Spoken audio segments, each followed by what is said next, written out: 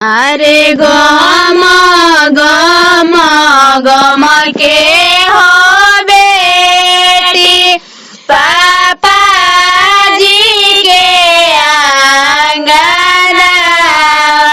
अरे गम गम गम के हो बेटी पापा जी के आंगना।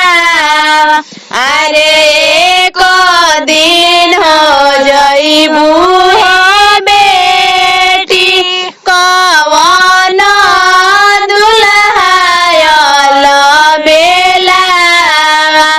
अरे एक दिन हो जइबू ए बेटी कवन दुल्हायल बेला।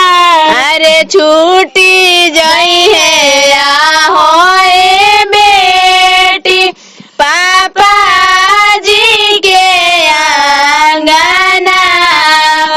अरे छूटी जई है आहो ए बेटी पापा जी के आंगना।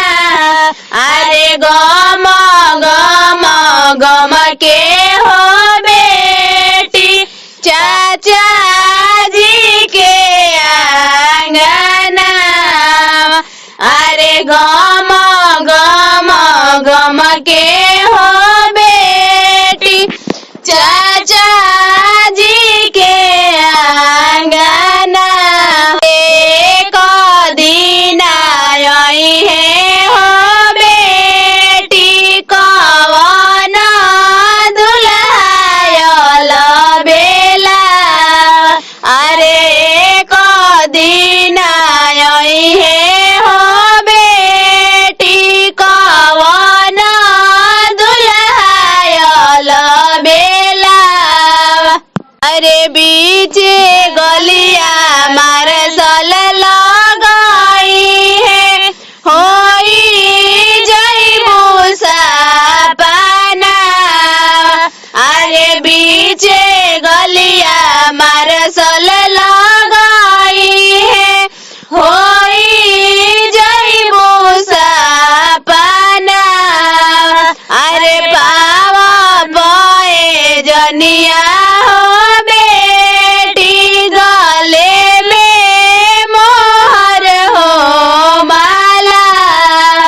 अरे पावे पए जनिया हो बेटी गले में मोहर हो माला।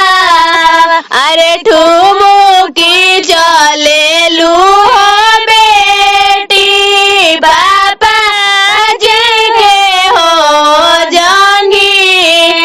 अरे ठुमुकी बैठेलू